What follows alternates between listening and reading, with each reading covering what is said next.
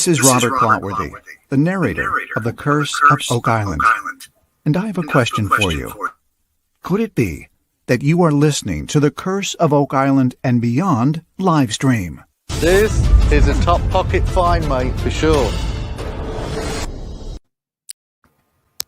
You know, I like to think that anytime a group of real acorns get together, real Oak Island fans, like on The Curse of Oak Island and Beyond, I like to think that I'm there in spirit as your fearless leader. And I know you have another fearless leader there on The Curse of Oak Island and Beyond. Hello, Jeff Freeman. How are you? I was contacted by your friends Linda, Jan, and Jack, who just wanted to wish you a great night on this final, at least here in America, this final drilling down tonight, your last chance to look back on a very silvery Season 8 and what might lie ahead. So it's an exciting night. I've got it out of my hotel room here. Why am I in a hotel room? Can't tell you. But I just want to make sure you all had a great night. Keep the faith as always, and thank you for all the wonderful support. And yes, I'm wearing a Bigfoot with a golf bag shirt, because that's how I roll. Thank you, everybody. As always, keep the faith. More to come. Stay tuned. All right, that was Matty Blake. He did a little cameo for us there. That was awesome. And again, that was thanks to Jack and Linda and Jan. Hey, everybody. Welcome to the Curse of Oak Island and Beyond live stream. I'm your host, Jeff Freeman. And tonight we got a full house here again tonight. We got John Edwards, Jack Campbell, and Dale Carney is joining us tonight. And let's see here. Oh, there we go. And John, you are muted. I wanted to let you know that real quick in case you want to take that off. All right, sir.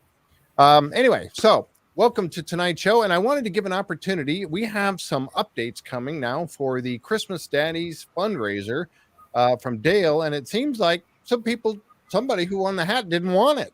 Go ahead, tell us about what's going on here, Dale. So what happened was we did the draw on the 15th here with you. We drew out all the names. We emailed every single person through GoFundMe again, and never heard back from anybody except for two. One person got the stole, and there was something else, a toque from the Mug and Anchor. So we waited, and we waited, and we waited. We sent another email out, still never heard anything. So we decided after a week, well, I guess they don't want it, so we'll redraw.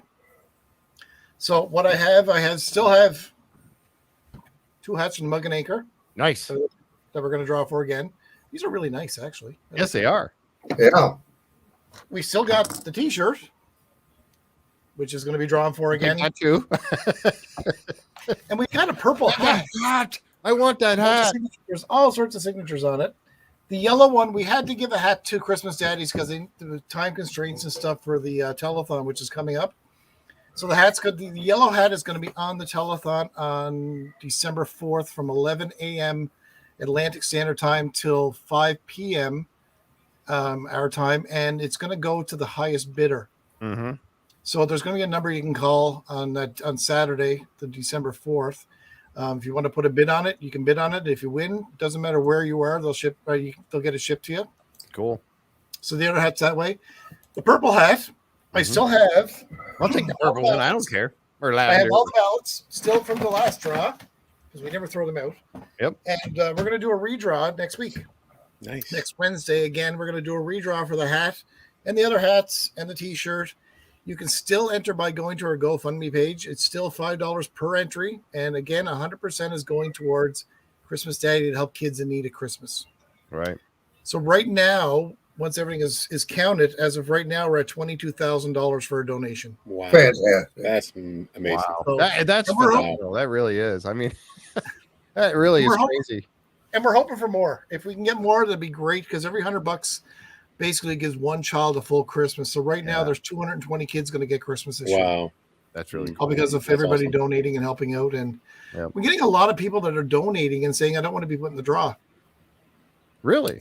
They just want to help out. They just want to help kids. Fine, and so I think it of all ballots, I think last time we checked, it was about 2,000 ballots in there. So it's good chances of winning. I mean, it depends on how many tickets you buy and stuff like that. But your odds are pretty good. Yep. I got a few of them in there, so I'll go with that. Yeah. And I guess the GoFundMe's page is on your page. Yep. It's on a couple of other pages, but we are going to redraw for the hat on next Wednesday. Yep, and I know that probably Jan or Linda will update that again. It's been up. We've got it clearly marked on our Facebook page. If Yeah. you would like to enter in that, you need to be a member of our Facebook group to be able to get in there to do that or get that link. I think we might be able to put it up on the YouTube as well. Linda can. I don't know if Linda can get that anyway. So that way anyone can enter, whether you're on YouTube or Twitch or Facebook. She's not on Twitch, so I might have to do that I know we got a couple people over there, Janine and Jeff joining over on the Twitch side. Thank you guys for being here tonight. Court Lindahl checking in. I hear that already. Hey, Court. And we're going to do the same thing, Jeff. We're going to give it a week. I email it once we draw the name, we're going to message you through GoFundMe, so you get a response right away when you donate, saying we got your donation. There's so many chances you have, and when the draw happens, we're going to message you through there again. The only thing I need you to do is just respond back saying, "Oh my God, I won." We'll go from there. We'll get your address, and we will mail it to you. It will be sent out by courier, so it won't get lost in the mail or anything like that. But awesome. I just need them to respond back to that GoFundMe message we send. Yep. So we're going to give it a week again. If it doesn't go in another week, then I can't. We'll do it again. Yeah, and that's really cool, though. I can understand why some people would say, that they just want to donate, that they don't really want an entry for one of the prizes. That's understandable. I mean, that's that's very respectful. They just want to help the kids, and it's all we want to do is just give a lot of kids a good Christmas, because we just read today the poverty rate in Nova Scotia is for children is like 1 in 3 or something like that. Wow. So every cent helps. That's why we just want to make a difference this year. It really is. It's a great cause, and as I said before, we're just honored to be able to help in any way that we can. So we really appreciate that very much. I know that all of us have chipped in, not just to win the hat, but just to help. Oh, yeah, definitely. Yeah, Linda has posted that. It is on the, I see she posted it on the YouTube. Thank you, Linda, very much for that. Thank you, Linda. On YouTube. It's also on the Facebook page as well. And I will try to steal this here if I can. I don't know if and happy Thanksgiving to Americans. Thank you. Thank you. We have ours like way back in like October for some reason, but happy Thanksgiving to everybody from the States. That was funny because I have a calendar on my desk at work, and it's the calendar that Karen Publicover does. Or is it Karen? I might be wrong. Linda, which one is it? I forgot now who made the calendar. It's Oak Island Tours? Is it, pardon me? Oak Island Tours? There's Oak Island Tours, and then there's Karen Publicovers. Well, does it have our Thanksgiving? It's so somebody put it up on Twitch. Thank you. That was let's see. Thank you for putting that up there. I appreciate that. Over on the Twitch side. Thank you. Anyway, it's got all the Canadian holidays on it. I'm flipping through it one day and I'm looking at, I just rolled over to October and I'm going down, I'm putting stuff. Oh, I got a show here and I got this here and I got that there. And I'm going, Karen, thank you. Karen Public Cover. So I'm looking at it and I'm like, oh, wait a minute. Thanksgiving? What? Somebody screwed up on this thing. It's like, oh, wait a minute. It took me about 10 minutes to realize, oh, it's Canadian. So anyway. Steve Gupfield's going to help you out too, Dale. What's that? Steve Gupfield's going to help you out too. Awesome. What we're going to do is on the day of the telethon, I'll actually post the link to the telethon on your page. Okay. And so you guys can tune in and go online and watch it. And you can bid on the hat if you want, because it's just a 1-800 number. You call, you tell them what you want to bid, and they take your bid. And at 5:00 our time, once all the bids are in, they'll say who won it and how much you got it for. Awesome. So it could go for $100. It could go for $1,000. It could go for $5,000. I don't know. I'm gonna win. I want to win the lavender one. So I'll be. I like the lavender one. I chose the lavender one for the giveaway because I thought the lavender one was nice. Yep. Yeah. And who's that? Jack Bagley's on the underside of the bill. Jack Bagley signed the bottom. Yeah, right there. Yeah, cool. That's awesome. Everybody else signed the top, so it's signed by everybody. Even Billy signed it. Yep. That's awesome. That was Steve Buckle said. Yeah, that was Steve said he's going to share it as well. So he's going to share the link out there as well. But man, you guys, that's awesome that you've got that much money going into this. Great cause. It's incredible. It really is. It warms the heart knowing that so many kids are going to be helped. Yeah, that's awesome. And the guys from Oak Island were fantastic for doing this. It's like a blessing that they came in on this, because I mean, without them, we wouldn't have gotten nearly this. So basically, it's because of them signing that hat that it's bringing so much joy to kids this year at Christmas. It will. It really will. I owe them a debt of gratitude for doing this for us. Yep. Yeah, that's fantastic. And we know that they do. They usually pick one every year. They pick a charity and they help out. And you guys were the lucky ones to get this year. Lucky's It's not the just word. fantastic. And you can't, and knowing that everybody on that island, all the guys and the gang, the ladies and the men, everybody is, all in for this kind of thing. And it's really a wonderful, warm hearts coming from the island. And that's really great. Yeah, and they're an amazing bunch. So it's really, really, really, really big this year. And it's really helpful. And it's going to be great. Yep. So let's see. Let's get started with a little show here. So be tuning up next week. So we're going to do that right here on the show, right? The giveaway. Okay, so tune in next week for sure, right here at 7:30 on the Curse of Oak Island and Beyond live stream, and we're going to give those away. We're going to draw them for them again. So again, yep. So I wanted to give out a few shout outs here. Jeff is here with us. Hi, Jeff and Janet. Tom Burns. Hey, Tom. April. I don't think I've seen your name out there before. April, welcome. Happy Thanksgiving. Pam Block's on here tonight. I want her to send me a pie. She said she's baking pumpkin pie. So, hey, Pam, send one my way, please. Yep. Pat from Mississippi's here. Sharon's here. Janet, Kat, Fulton's here.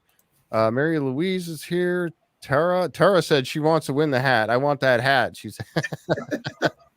Mary Lewis here. Oh my goodness, we got a great crowd tonight. Wow. Court Lindahl, of course, and Steve Guptill is here. He said he's helping out with things. Yeah.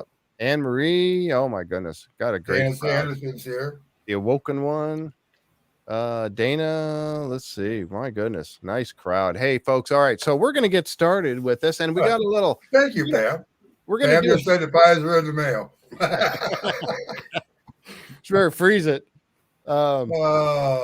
Gosh, because she's in Arizona, isn't she? No, wait. That's Brenda. I'm thinking of Brenda. Brenda's in Arizona. Yeah, okay, yeah. Oh, Indy's Antics said, Jeff, if I win the hat, I'll pass it to you. Oh, that's awesome. All right, I'll take it. We've actually had a couple of people that wrote that when they donated, they said, if I win the hat, you can put it back in for another draw. Wow, that would be awesome too. You do another fundraiser with it. I'm like, sure. Yeah, I'm sure we'll find some use for it. I would like to keep it for at least a year. Maybe next year I'll put it in. Maybe I'd like to display it for a year at least. I don't know. All right, okay. Oh yeah, Pam's in Wisconsin. Thank you. All right, Wanda's here too. Hey Wanda, how you doing? Oh my goodness, yeah, great crowd. We got nice. Colin, nice. Hey, Colin Jameson's here. Hey, Colin. Yeah. All right, so. Spoiler alerts, episode number 4. Can you believe it? We're already on episode number 4 of the season. And and at the end, I wanted to say, folks, at the end of the show tonight, we're going to do a little, or we're going to go through it at our normal speed. But when we get toward the end, we're going to do a little IDK somewhere in here, probably toward the end of it, because we've got some really, and so hang around. If you don't mind, hang around. We'll try not to be too boring. Oh, I was just reading up here. Okay, so at the end, we're going to do a little IDK because of the Spanish stuff, the Spanish gold. So John Edwards has done a little bit of, well, he's always doing research regardless, but he's got some research that I think you guys will be very interested in. So try to hang around if you can. Yeah, some maps, some pictures of the rose gold and kind of what they were finding. And I just wanted to kind of expand on the rose gold since it's been over a couple of episodes now that we've talked about the rose gold they're finding from the Aztecs and the Mayans. Mm-hmm. So wanted to share some of that. Oh, Wanda says never boring. Thank you, Wanda. I try not to be boring. I know with this crowd, how could I possibly be boring? So I think Dale's going to hang out with us tonight. You're welcome to stick around for a while if you want. It's always fun to have the local presence up there in Nova Scotia with us. So, yep. All right. So let's get on with it here a little bit. As the thing open with all of you guys, it's just gonna message him on there. I was just trying to read what Linda was saying. I am paying attention. I know a lot was going by here. Okay, all right. I try to do my best. Linda and Jan are feeding me with information. Say when I mess up or I forget something or I need help. All right. So anyway, let's get on with the pictures here. Let's see here. Share. There we go. All right. So Curse of Oak Island, episode number 4, and they called it Spoils Alert, which is kind of cool because, they were talking about the new area that they were working in, which, how many times do we forget some of the past searchers and where they were and what they were, working on. But as the show opens, you see the guys heading out to the southeast corner of the swamp where they're kind of giving Marty an overview of what's happening. Laird's taking them out there with Steve Guptill and Dr. Spooner. And they're heading out here to take a look at the area. Now, they're really interested, of course, because of the stone road. The stone road from last year that they had uncovered very well. And this is so important to them because they're getting a lot of information from this stone road. Not only where it was leading towards the eye of the swamp direction, but also how we found out from Terry DeVoe this year, how it kind of leads out also out into the ocean on the other side of the actual road there. But now they're following it towards the money pit area. And, you know, it's given them a lot of great artifacts and stuff like that. But one of the things that I'm thinking, they are finding, they found the barrel pieces, the pieces of ship parts that they pretty well determined are parts of a ship. Whether they floated in there or not, we don't really know, but they were definitely found in the muck of the swamp. I don't know. What do you guys think? I mean, really, is it? I almost look at this as a stone road. You don't want to lose the opportunity. Is it really crucial to the search that they're involved in right now? I mean, I think it is for one reason, is because when Steve said it is going toward the money pit, that kind of there's a confirmation. They weren't real sure last year that they thought it did. Right. But the way he plotted everything out, he was very definite that it is going toward the money pit. Yep. Yeah. And I was gonna copy over a picture of the map. Oh, yes, thank you. I was gonna pull up a picture of the map to show the zones again, because I was a little bit curious about the zone between the circle of the southeast corner and the zone that they got to stay out of. That's head over by the money pit, outside of the green money pit area. And maybe I'll find that picture and bring it up here in a minute. But I think there's an area there where they could still look across lots 16 and 17 maybe and find that it is in fact truly still heading in that direction. But other than finding artifacts in the road and embedded in the rock and all that, I mean, it definitely helps them to, get some answers. But if they have to wait a little while before they can continue work in that area, I don't know. To me, it kind of gives them, it's what Marty was saying about, it gives them an opportunity to work in other areas again. So, and I think that's a good thing, right? It's a COVID part 2 almost. What it is. Yeah, exactly. Because COVID kept them out. They had to work in some areas. Absolutely. But what's so important about that, Jeff, is the direction that the road's going. That's the kind of key piece. It's going towards the money pit, and it's going towards the, as it swerves and kind of goes to the eye of the swamp. That's another direction for it, but it's going towards the money pit. It's important. I think there are other artifacts along the way that might be pertinent or important, but again, it's pointing them to the direction of the money pit, which is still free reign. It's in the green zone, so. It really gave them an opportunity to hone in on that. Right. Yep. Yeah, very true. Tom Burns says, question. While they're focusing on lot 18 and places where archaeologists are not required to supervise, what were the archaeologists up to? That's something that Jack was asking earlier.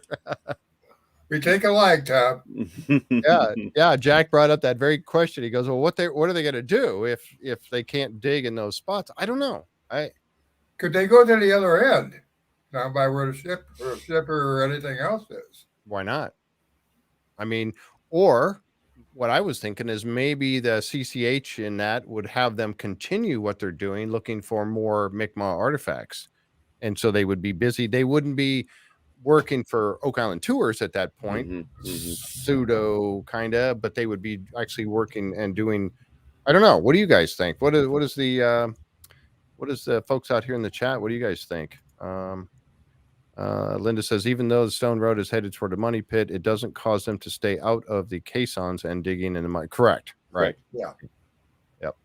Oversight didn't stop working critters. Go ahead. I think if they were looking for the road to see if it goes to the money pit, they could have went outside that zone a bit and started just digging a little bit to see if there's a road there. Exactly. And we know that there is, and this is something that Henry DeWitt had pointed out in one of his pictures that he had old pictures of the island. You're looking down at the whole area. The money pit area is all cleared out of trees, and you could see a little bit of a stone pathway or a line of stone heading right this direction from the money pit area. Yeah. So they could have worked it backwards, like from the money pit towards the road, instead of going into that zone they're not let in and then confirm it. Mm-hmm. Yep. Let's see. The Awoken one says, what I don't understand about the road in the swamp is why are there two directions on the same road that are leading into the money pit, up to the money pit, as that construction plans make no sense. It does kind of go two ways. And that makes me wonder, you got one that's heading toward the eye of the swamp, generally that direction, across the Nolan's Peninsula, and then heading over that way. It looked like maybe it was turning uphill there on just south of the shed or the garage, Nolan's garage. Looked like it was maybe turning ahead and uphill there, and going toward the money pit. Why would it? There has to be something over there that was important. Well, speculation is there could be more than one treasure on Oak Island. There's always been that. There's always been that speculation, and 2 places, 3 places, and to whom and to what end? That's always the question. But it's kind of curious. Right. You're right. 2 different directions, 2 different places. Kate said maybe they don't want to uncover the road by the money pit, but not wanting them to shut it down. I don't think that's. Yeah, maybe. I mean, but I don't think that. I don't think that's. Don't they have free reign around the money pit though? They do, but I mean, could that? I don't want to speculate on that. Getting into that stuff. They do have free reign in the money pit, and it's because of what Dunfield and Dan Blankenship and the dynamiting and the bulldozing and all that took place. Chapel and everybody else. Everybody tore that place up so bad that if there are artifacts around now, destroyed, they're either destroyed or where their location is not pertinent anymore. So yeah, I think that's pretty much the case there. This is the spot where Laird found the pottery, and here in this show, he was just showing them the spot he was working right there. That one thing Marty said during this section while they were all standing there that kind of caught me was that he had said this area hasn't revealed all its secrets yet. And that's why he feels a little down about it. But again, I honestly feel that this area is going to come back to them. I don't think it's going to be off limits forever. And it's truly not. Is it really off limits, or now archaeologists are going to be doing the work here? I don't know. We'll see. But Jeff, I think it's very important because first, you don't get in anywhere on Oak Island or inroads anywhere inland unless you have the cooperation of First Nation. It's just the way it is, and so it's very important because I think the First Nation artifacts also tell a story, and it's important to them. And it tells a story about cooperation between European explorers or whoever was here and local tribes. I mean, it just is important, and you don't get anywhere without First Nation help. I think you're going to see First Nation bring in their own archaeologists. I think that's great. We did see the more we learn, the better. Absolutely. Yeah. Absolutely, that's for sure. And as I think a couple people have pointed out, Jeff Irving last week, last Saturday was one of them. Is that, you want to get that connection between who was there before and the Mi'kmaq people. You want that connection. You want to find out what was going on there because they had to. Anybody that came to the island back then had to interact with the Mi'kmaq. They had to. And you're not going to want to, you're going to want to make friends with them. You're going to want to, because they're going to help you, like you had mentioned, John. They're going to help you to be able to survive, right? They know all the spots. Absolutely. the other curiosity, Jeff, and you've seen have you ever seen, I'm sure everyone's seen some of the petroglyphs around that area.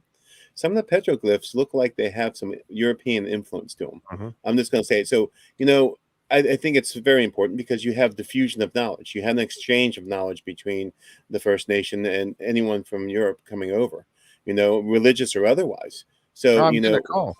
Go ahead. Oh, go ahead. We have a call. Yeah, we have a call. All right. Hopefully this thing is going to work. Hello? Hi, Jeff. This is Jan. Hi. Forza. Hi, Jan. How Hey, you doing? Jan. I'm okay. I wanted to know why they didn't run into any Micmac artifacts before now. I mean, they've been on the island for what, 9 years now? Yeah. Well, 14 They had actually. to have but been yeah. all over the island. Mm-hmm. I don't know. That's a very good question. And if you remember that Laird had mentioned while he was in that spot where he was standing over there talking, he said, I kind of had a feeling we were going to come across some Mi'kmaq artifacts at some point or something. I know I'm not quoting him exactly, but he always expected to find some, and this is the first time they have. But you're right. Why haven't they found anywhere else? Well, the one thing I can wonder about is that they haven't gotten into the swamp. This is the first time they've really gone into the swamp and done any good research out of it or anything. Jan, what were you The going to say? other thing is, Mhm. why were the Micmacs on the island when they could have been doing very well on the mainland? I mean, what does the island have?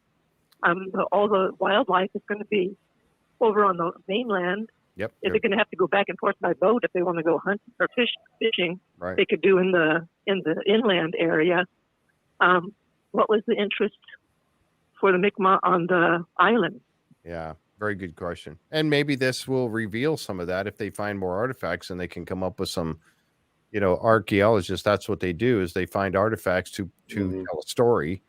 Maybe that will help them to tell a story. You're right, though. Why would you spend time on an island and all of your food and everything else is going to be on the mainland? I don't know. I honestly don't know. Maybe in the wintertime they walked over there. Who knows? But the boats and stuff like that, I mean. Well, I was curious, and Oh, no. oh,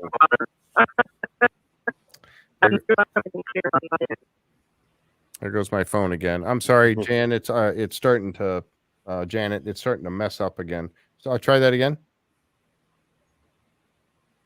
Are you still there? I'm going to let you go then. I can't hear you anymore. Yeah. she can't hear you anymore. It's this phone. All right. I'm gonna jot your number down because I'm gonna give you a call back. And why Jeff's jotting down the number, one of the things I was going to say is I know for having studied it, the First Nation and even the Native Americans had extensive trade routes. They traded amongst each other. And to me, this is a possible place of trade with Europeans. So on the coast, it's easy to navigate. I think there's something going there with commerce. I think that would be. It could have been a marketplace. That's what I'm thinking. Exactly. They all met in one spot and did all the trading there.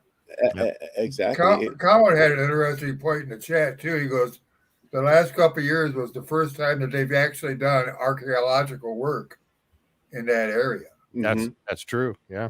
Yeah, I agree with you, Dale. I think it was a trading place, among other things. You have the smaller boats coming in from the bigger boats. You have captains. We know later on Samuel Ball was selling cabbages, but even before that, I think it was a place of commerce between the First Nation and Europeans or other indigenous people.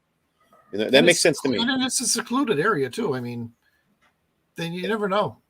It's a great area. Proximity to the mainland's really close. Yeah. You can take your canoes and you can get your goods over there, and it's just a really nice place to trade. I mean, it's centrally located, just right outside Mahone Bay. I mean, it's a perfect place to trade. So to me, that makes a lot of sense. I'm trying to call her on a different phone here, and hopefully this will work. Sorry. Hello. Hi. Hey. Let's try this again. It's Jeff. Hi. Sorry, I lost all contact with you. You all sounded like you were underwater. I know. It got that way. It's just I'm gonna have to try a different phone. It's a Walmart phone here, and it's I don't know. It used to work fine, but all right, let's try that again. I'm sorry. That's why I wanted to call you back on a different phone. Okay. The other thing that was interesting last night was the gunstones. Yes. I love the gunstones. Mm-hmm. But they were saying, how did they get on the island? Well, yeah, boats came and they fired the gunstones at the island, right? They came from Spain and Portugal, maybe. Yeah. And how did they get in the money pit? Well, they excavated and then they refilled. Maybe they pushed that one back into the money pit area. Yeah, because one was found in the spoils. Right. Yeah, one was found in the spoils. I know that Jan is in here. But you're right. So, and you would think, yeah, how did that one get down underground? And you're right. It might have been pushed into the ground by Dunfield with the bulldozer, and buried underneath there. Otherwise, how would it have, but that would be interesting in itself that it came up through a borehole in the spoils. That would be interesting that it moved around. But then the other one was just laying on the ground, on top of the ground. Well, that one didn't get pushed into a hole. No, yeah, Gary was just I walking think along. we should look for some more. Yeah. There's probably more laying around. And the farmers that were on the island, who know, maybe they found them and maybe they threw them off to the side because they didn't think they were anything important. Right. And that's the other thing to talk about with the pottery that was found, and all that, and they're cordoning off certain areas of that. This island was farmed extensively, especially by Samuel Ball, and Laird would talked about the fact that he had done extensive farming on the island. So if he's going around now, sure, they weren't, maybe not. I don't know how deep down did they find that clay, the pottery that was that Laird found. It was a foot or so more down. But I mean, you got people that are out there, they're plowing with oxen and everything else and planting. Artifacts are going to get messed up that way too. I was thinking about that as well. But were they farming on that area? I don't think that was swamped in too, wasn't it? Yeah, definitely.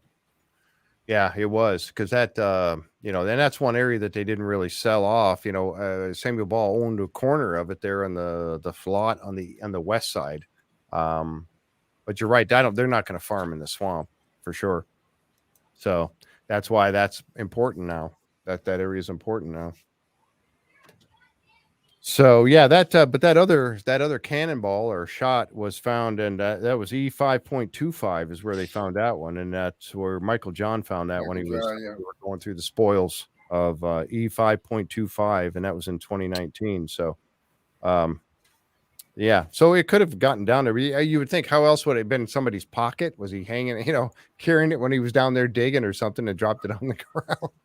But that also kind of, as we go along in the show here, that also ties into where they could have come from. So I'm a big believer of the Spanish and the Portuguese there. Yep. Along with pirates and stuff. They all, they're all in layers. But there was a big presence of different groups of people on that island. Mm-hmm.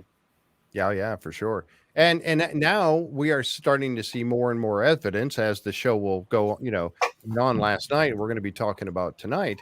It's starting to really lean toward that, isn't it? I mean, we're starting to get more evidence that Portuguese and the Spanish, definitely, we're very likely here. That's the suspects at this point. I think the most likely suspects. What do you think? Yeah. Yep. I think one last question I have for you. Because I talk too much. Well, my father told me I started talking at 8 months and I haven't shut up since. So, the last thing is Dunfield spoils. Okay. If he pushed the spoils back in, how come there's so much spoils left? I thought the same thing. And why haven't they been gone through before? I thought the same thing.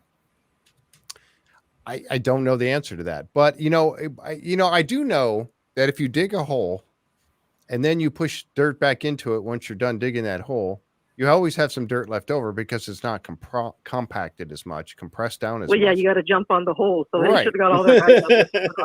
So if he dug a hole 100 feet around and 140 feet deep and he pushed all that, I don't know. I thought the same thing. I said, why do you have all these spoils, these piles of dirt when he filled it back in? But Jeff, didn't they say on the show that when Dunfield was digging that the earth was actually much higher than it is now?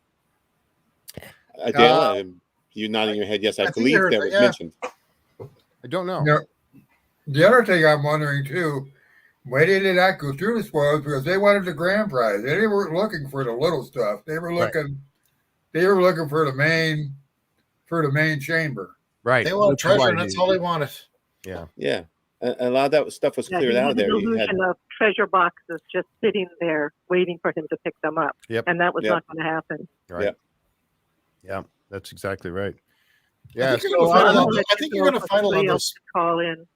But thanks a lot, guys. You know, you guys are really thank you. interesting. I really enjoy the show. Thank you. I We're gonna watch have to it get every you day. on camera. We're gonna have to get you on a laptop and get you on camera one night. We're gonna have you join us on here. Well, watch out. Be careful what you wish for. Last time I talked to Sean, we talked for an hour. We did talk for an hour. It was a And I had good little conversation. group. He had to do his work. That's okay though. That's all right. It's good. Good Seriously. conversation. Yeah, we're definitely gonna get you on the show, Janet. Yes, we are. Okay, we'll see ya. Thanks, Thanks a lot. Janet. Bye, guys. Take care. Bye. So very interesting points there, and that's yeah. I don't know. Those cannonball. I mean, the one you would think that somebody shot that at the island. I mean, we'll get to that in a minute as we go along here, but you would think, right? Somebody shot those balls, those cannonballs. You know, they're little ones, grape shot. I don't know what you want to call them. That small one. You had a good name for them, I think, John. But when you're going to be shot at the island, or at somebody, or at something on the island, for that one to just be laying there on the ground. I mean, I don't think anybody was, unless there was a cannon there at one point. And they dropped it. There might be more than one laying around there. I don't know, and that's a pretty small cannon. You have one of those. Yes, I do own a signal cannon. You or showed rail it cannon. on the Yeah, IDK. absolutely, yeah. And in that spot, because they were always thinking by the mound is where they would have a cannon or something like that. You would think so, yeah. Up there on top, yeah. Gunstones. Thank you, Linda. Gunstones. That's what they're called. Gunstones. All right. Let's see. Oh boy, I've missed a lot of chat has gone by here, and I've missed quite a bit of it. Let's see. Tara said, "Who's firing at who? British encampment on the island while the Portuguese fire at them?" Yeah, I guess. I don't know. Would that era use gunstones, or would they have something better by the time that the British and the French were going back and forth on the island? I don't know. 1900s. Muskets, musketoons. You know, it would have been, you know, leaden. It wouldn't have been, rock necessarily. A rock-based catapults. Ron McKenzie said, "I think you'll find the cannonball is a ball from a ball mill." That I don't know. I wondered about that. How do they get so? They're not perfectly round. You can see it's a little bit, not perfectly round, but man, they're pretty good. I mean, somebody had to take some time. Tom just made a comment there about he said, I wonder if they had under electron microscope to see if they were actually fired. That's a great point. That is a good Yeah. You if they're dropped or shot. Yeah, there you go. I wonder, and there would have to be some residue on it still. I was going to say some gunpowder residue or something should be on one of those. They did send those out. I wonder, they didn't say anything about that. No, they certainly didn't. That's a very good question. Hey, Linda, get Marty Lagina on the phone and let's ask him. Oh, he just put up a link. All right. Well, we'll have to check that out later. But Ron just put up a link. A ball mill grinding media pebble stones. Okay. Yeah. If you guys want to check that out, he just put up a link for that. Oh, there's a whole bunch of them. My goodness. Wow. Yeah. Okay. I'm looking at the Facebook chat. There's a ton of them. So thank you, Ron. I appreciate that for putting that stuff up. Jeff from Anchor Tour says it's highly unlikely those stones had been fired. Lack of deformation or damage or burn marks from the black powder ignition. So that's what I was kind of thinking. Maybe they just got dropped, but who knows? I mean, They're too perfect. Yeah, they were very perfect. I mean, they were very circular. I mean, no chunks. Go ahead. No chunks, no anything like that, to go. Yeah. Dave Petrella said the money pit area used to be 10 feet higher than it is now. That's what I thought. Yeah. So those are the spoils. That's why it's lower. Those are the leftovers. He just, pushed He all the dirt back out. in. He flattened it out, made it look nice, left the spoils, what was left there. Yeah. That makes good sense. Yeah. They could have just been drill firing, not necessarily in combat. That was Mary Louise said that. Yep. That's true. The Jersey lady said they were handmade. Yeah. Pretty obvious that they were handmade or some kind of a process. Check out they that weren't link. perfectly round, were they? I mean, they were off a little bit. Yeah. And whoever said, I think was it Tom or whoever said they, I wouldn't fire those out of a signal cannon. There's no way. You could have an accidental, blockage in your bore, and it wouldn't be good. maybe that's what happened to the one that they found the pieces of, and Carmen Legs said that came You apart. read my mind. That's exactly what happened. You put something that's not completely spherical. Yeah, that's exactly what happened to that signal cannon. Yeah. Wow. You know? Yeah. Good point. Yeah, it is blew up because the rock got wedged in there, and yeah, because you're supposed to like, yeah. Oh boy. Yeah. And there's a tamper you use, and you put your gunpowder in. If the gunpowder is not measured correctly, it's too much of a Black charge. powder, there's black powder on top of it. So. Yeah, it has to be perfect. And Yep. if it's not perfect, you can easily discharge and have your a critical failure on your weapon, which has happened before. It's happened to me before. Yeah. I was just going to ask you, did it ever happen to you?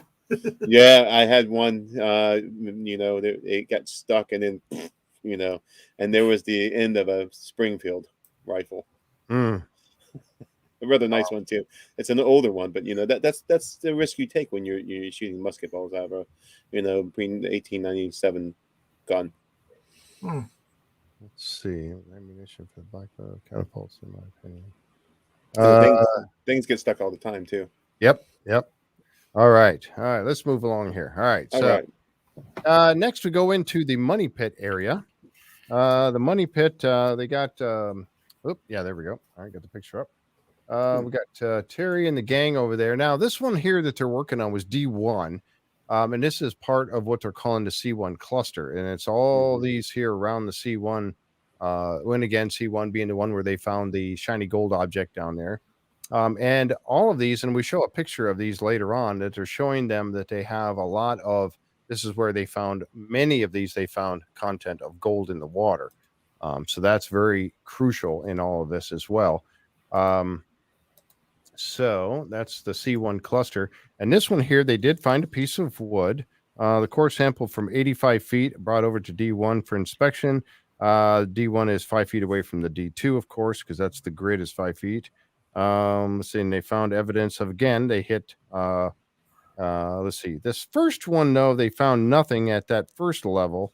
But then they went a little bit deeper, and then they found this piece of wood here that is very obviously, this was at 89 feet, Right. which is multiple beams that they were saying. I'm a little concerned about this area, and work with me here. Or listen to what I have to say and what you think about this. I'm a little concerned about when they're working the C1 area that they're finding these pieces of wood.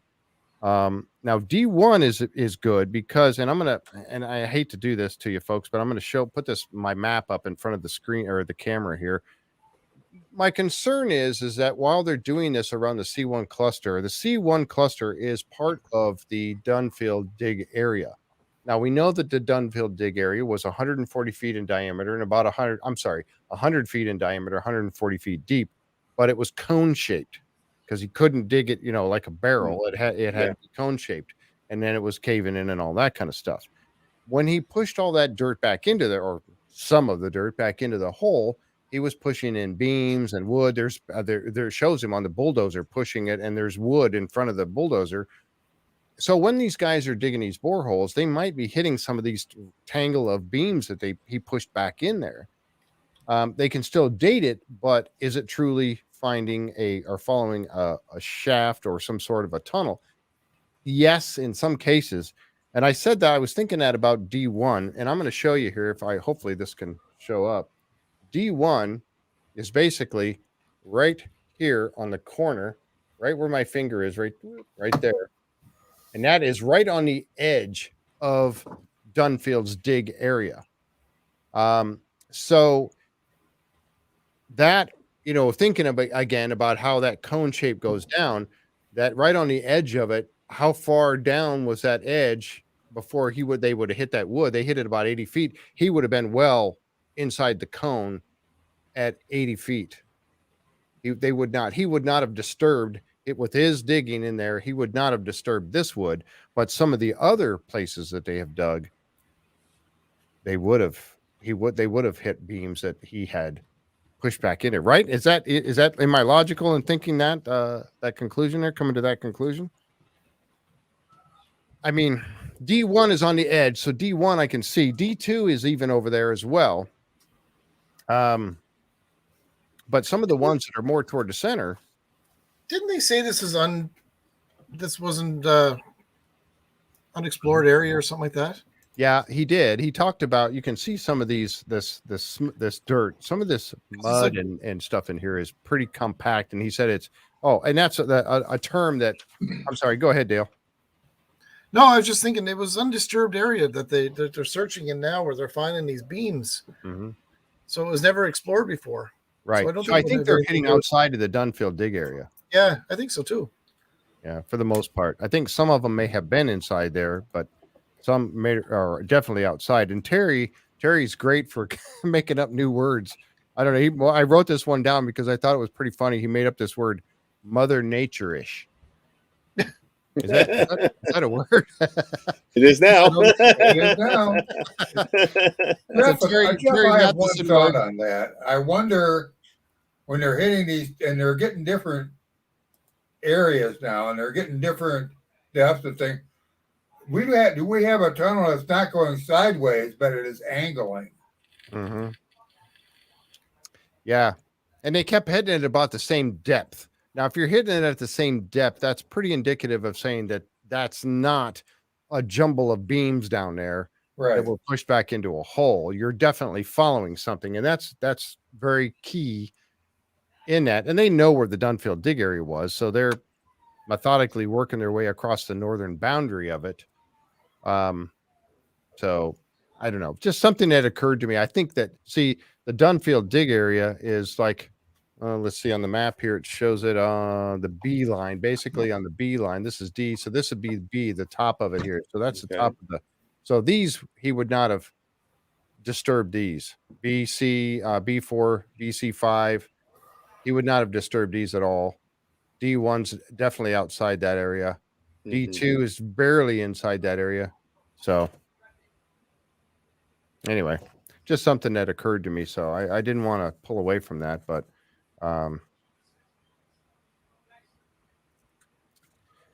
yeah, Wanda said trying to stir away from the Dunfield dig area into uncharted area. Yeah, and again, Terry Matheson knows what he's looking at. So when he says it's undisturbed, it's undisturbed.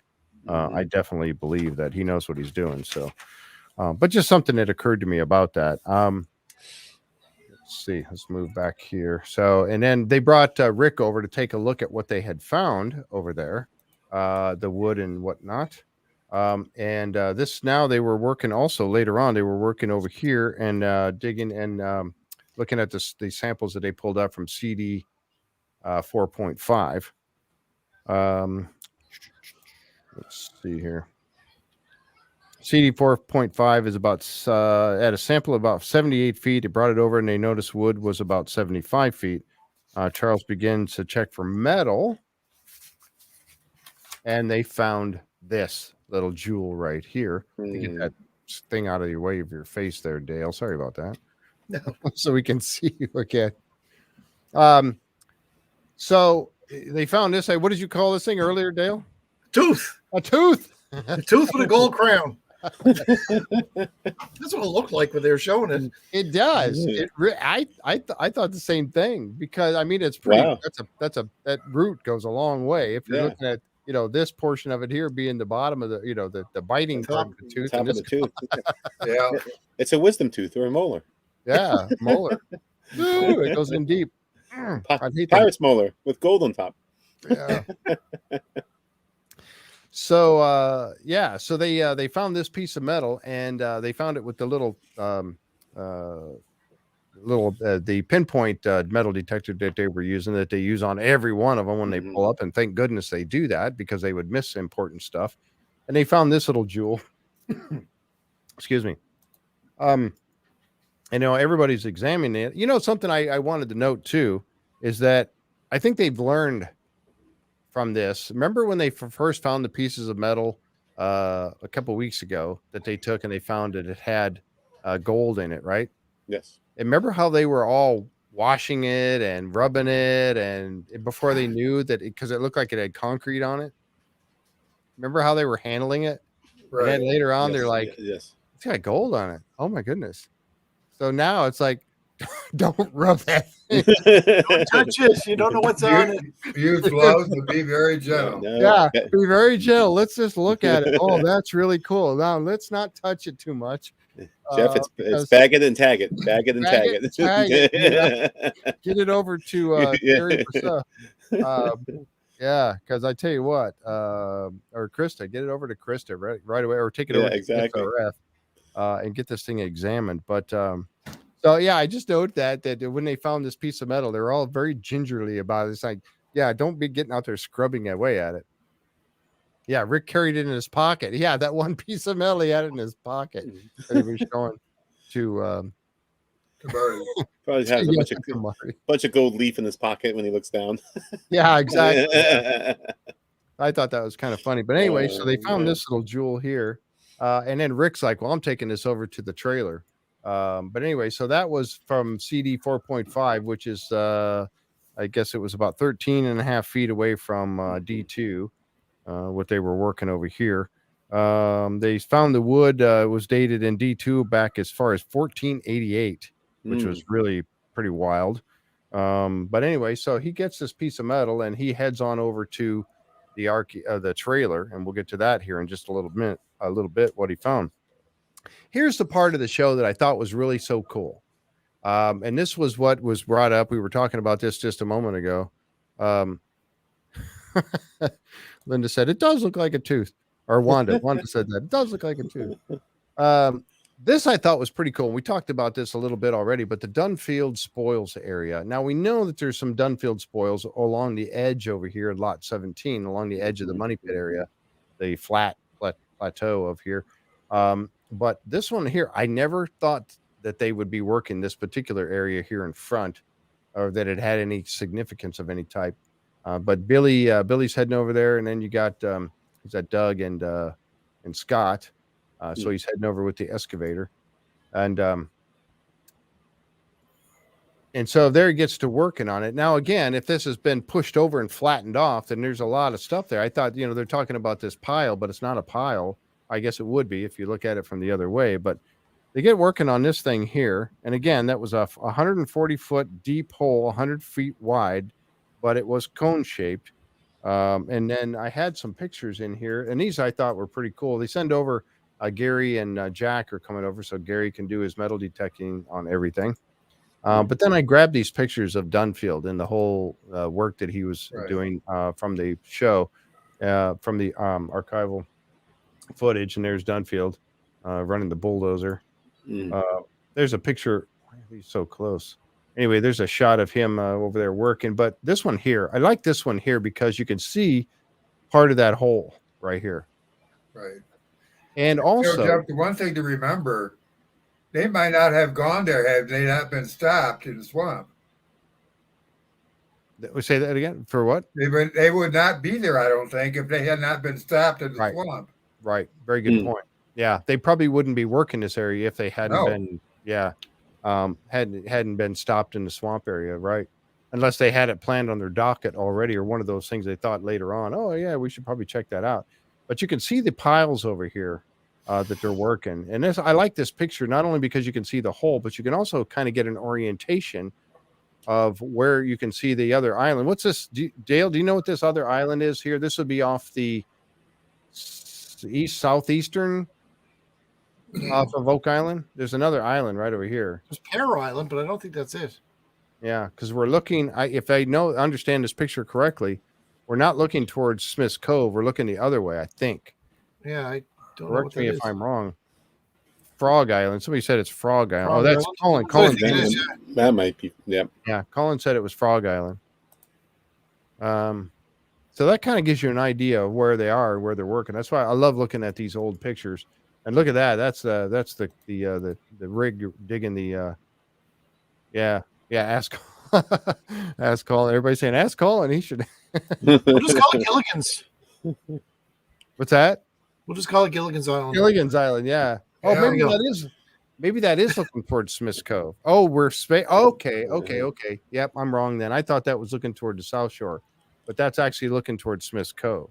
Yeah. Colin says that's facing Smith's Cove.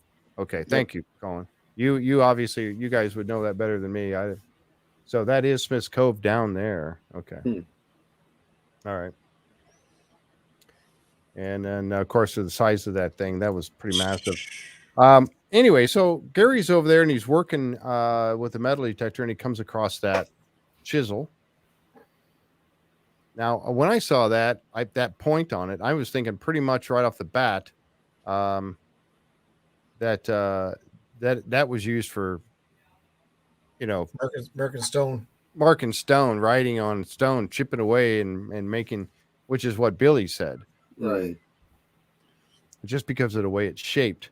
And it comes to a point right there. And you think about all the things that they've had marked on there on the island. All the things they found. That stone, it has the G on it. Well, you have the HO stone, Jeff. You have the 90-foot stone, which would require something with, that's able to make those fine marks. You have the G, there's a lot of things that have been carved. I think Court Lindell talked about the tree that was just used by the founding fathers. Yes. On the far side of the island, that would also be commiserated with one of those fine chisels. So, yep, makes sense. Apple Island, not Pear Island. I don't know where it's getting pear from. Apple Island. Let's see. And look how Tom Burns said, look how much they've carved out of the hill on the money pit before they started to dig. Yep. Yeah, exactly. The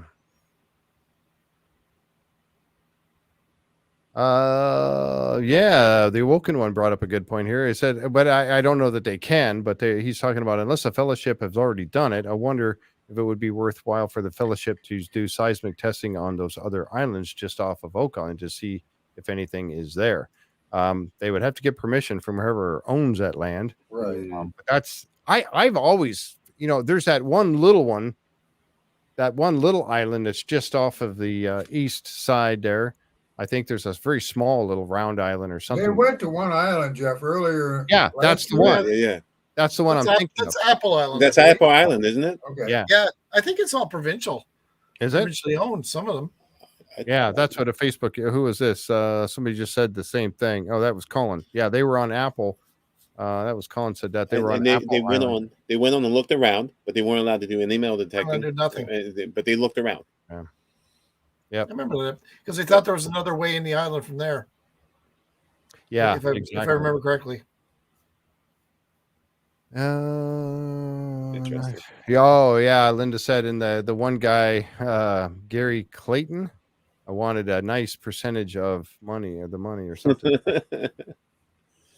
Yeah, they couldn't dig. Excuse me, they couldn't dig or do anything on it. So Nope. Yeah. But yeah, I thought the same thing. They talk about those other islands. I mean, you would want to, really get out there and take a look at those other islands and see if there's another one that looked just like it was kind of shaped like Oak Island. That's further down the coast. I remember they were talking about that here at the end of last season. They mentioned that a few times. Frog Island is private house and a helicopter. It's my summer cottage. Yeah. Boy. There it is. Yeah, not all that very good point, Linda. Not all the owners want them on their property. Yeah, for sure. You'll be over here with your digging up with your bulldozers and seismic activity and everything. So they did. They found that spike. Go ahead. I'm sorry. I said that's a big chisel. It is a very big chisel.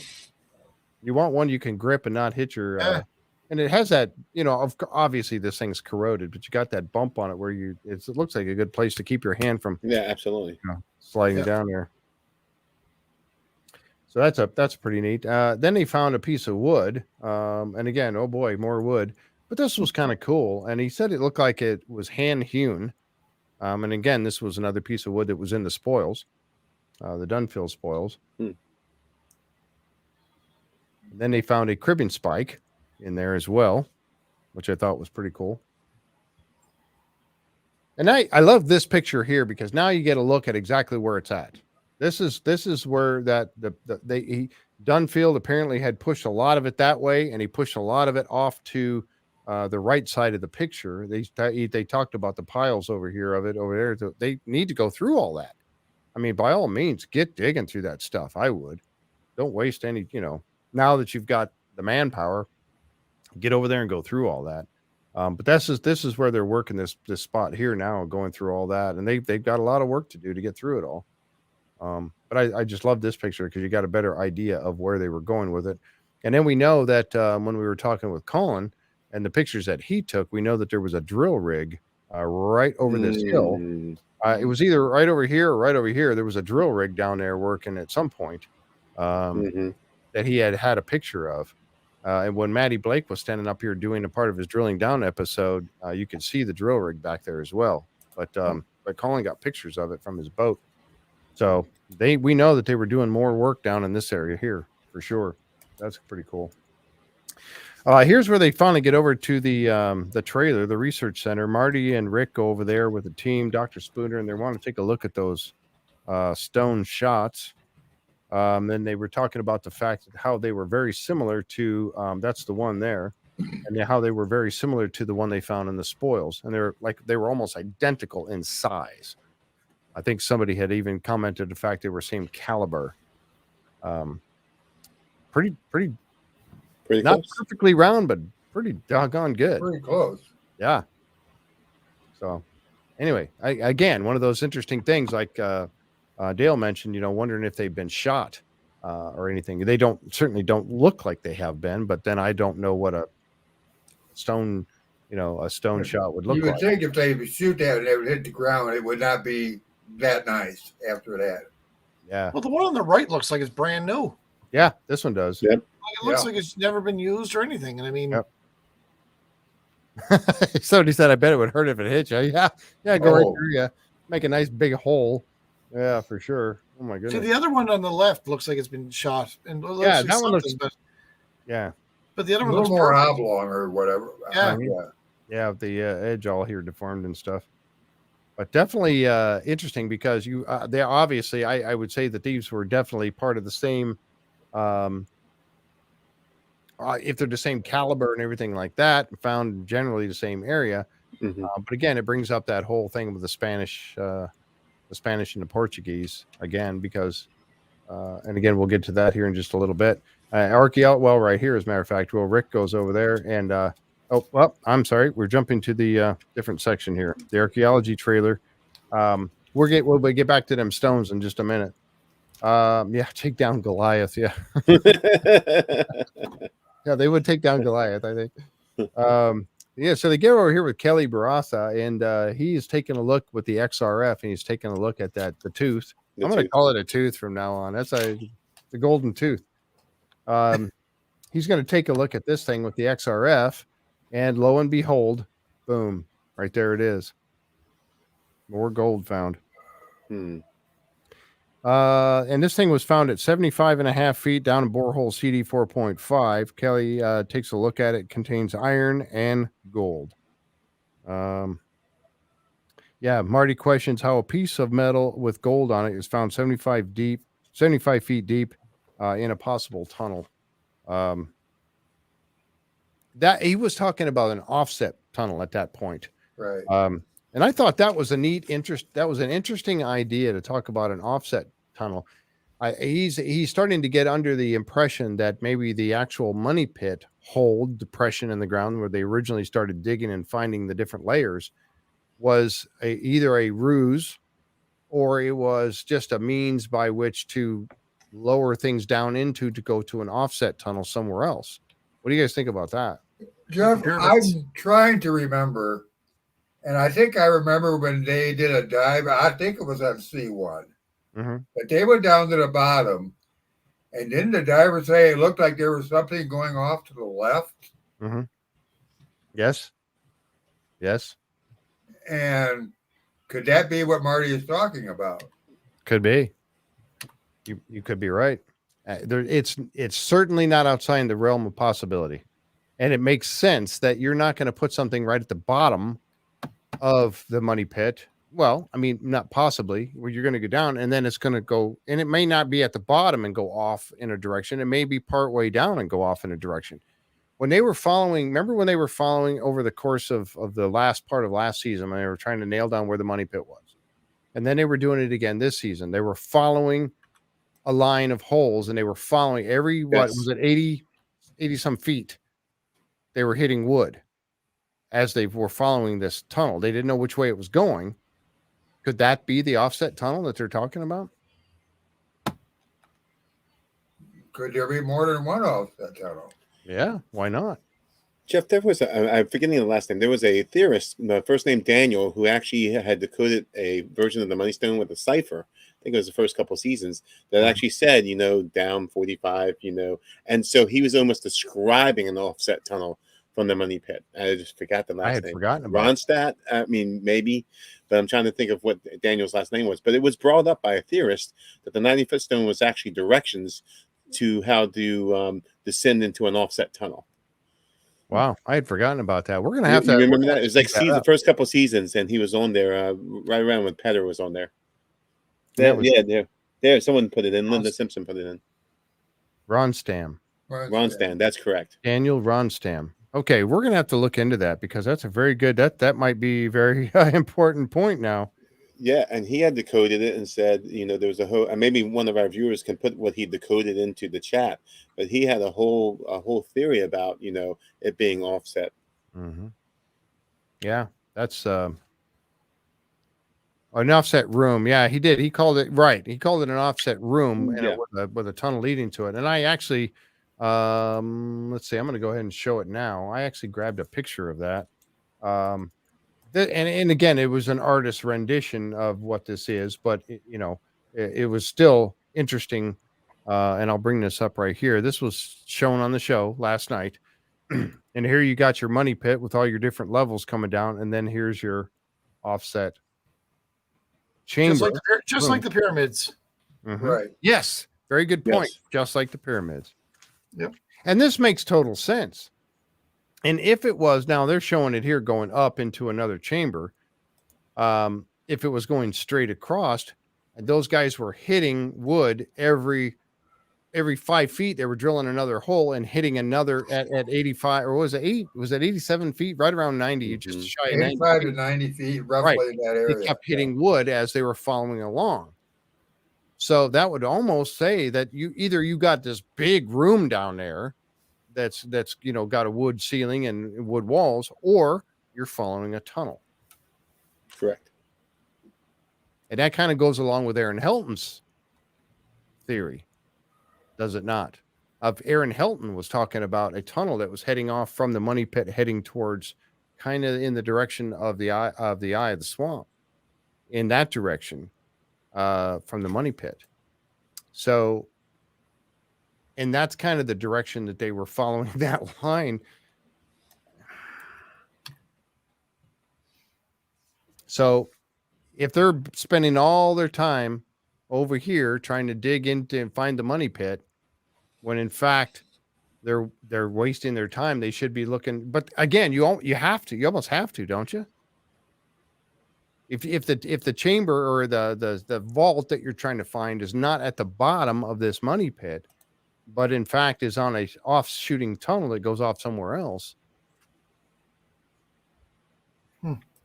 Would that offshoot tunnel have to be above flood level? It would almost help have if it to were. be. It would help if it were. Now, wouldn't that be an interesting point? That would be an interesting, because even if the tunnels were flooded, you could still dive and go up into that tunnel and make it to the chamber. But you would have to know how the whole money pit mechanism worked, which would have to require prior knowledge.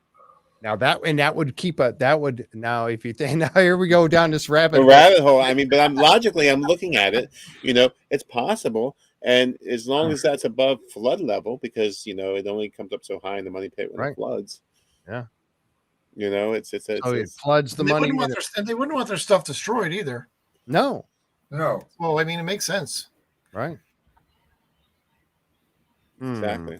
That's an interesting thought. Yeah, it is. Pam Block agrees with you, John. I would love to see them find a chamber, something like that, when they're doing their drilling, and just stick a camera down. I know. With the light and just turn it around, see if they see anything at all. And I'm with the thought of anytime you drill a borehole down there, those 6-inch casings they're running down in there, and you hit a void, get a camera down that hole. I always say that when they do that. I was like, put a camera down, see if there's anything in there with a light on it. Just turn it. But Why not? yeah, it makes I mean, sense. If you've it's a got a void, hole. You just drilled down there 200, 100 and some feet down there. Put a camera down that bad boy. exactly. Get a look at what's down there. I don't know. Well, Especially they have before, and they saw a nice gold shiny thing one season. yeah, Jeff. they saw that You gold know, shiny thing. And I was like, oh, it's embedded in the wall. There it is. There's something's there. I still want to know what they've picked off the wall and dropped. I know. Ugh. Yeah. So does the diver, I'm sure. Yeah. Yeah. You would like to know what that was even more than anybody else. I think. I don't know.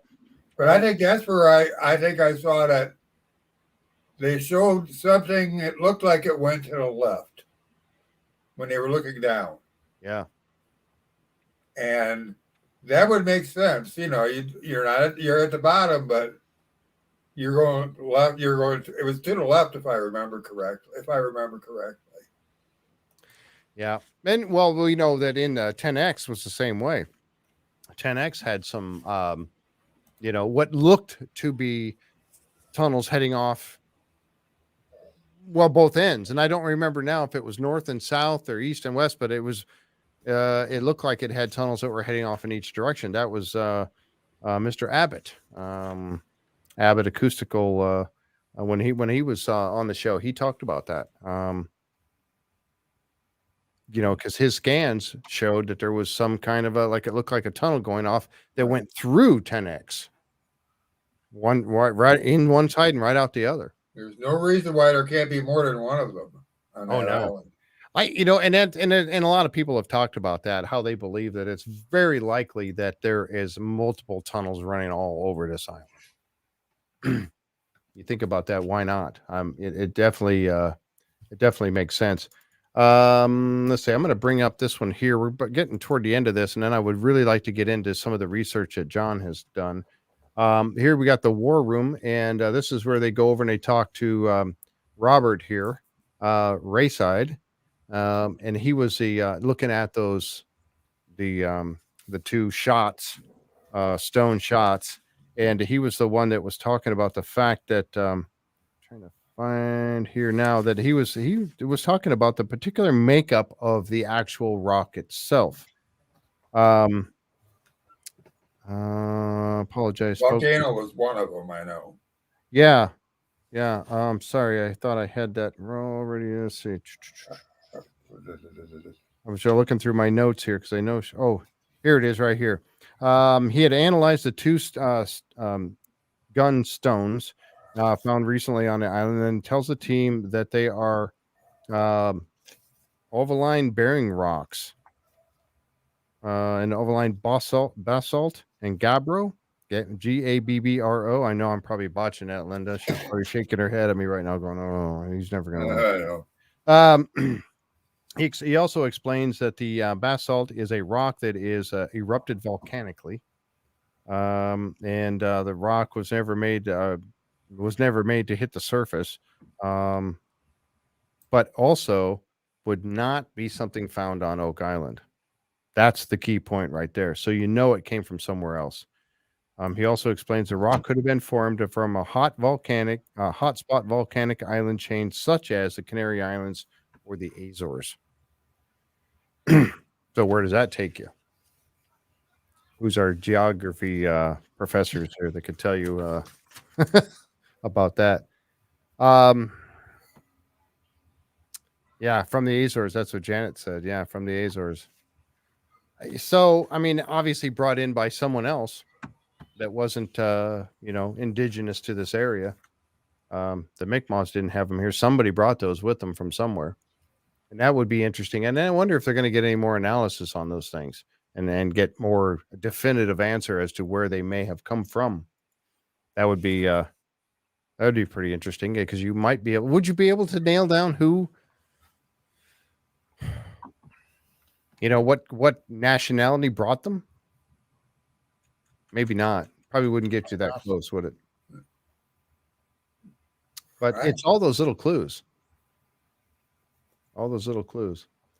Okay, so in the last part of it, and this is where we're going to get into some of John's stuff here.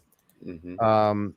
they go to the war room and they bring in I think this is this the first time we have Krista, Dr. Brosseau on the island? That I can remember, yes. I don't think she had ever been to the island before, which is really cool. It must be something to bring her an hour and 10 minutes from Halifax to there. But, Yeah. but it must be nice because everybody gets to hear her give the presentation. It's not a word of mouth passing through.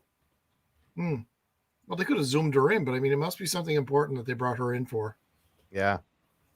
Yep. Let's see. John just sent me a. Whoops. What happened? I just tried to Oh, there it goes. I was just trying to download that picture you sent me. Yes, I'll bring just that as up. a location with the Azores. Yeah. And Jeff, just so you know, I mean, when you bring that picture up, the first great wave of expedition was launched by Portugal and Prince Henry the Navigator. And then Azores were one of the things they discovered by the Portuguese. So again, we have 1427. The Azores were discovered by the Portuguese and colonized by the Portuguese.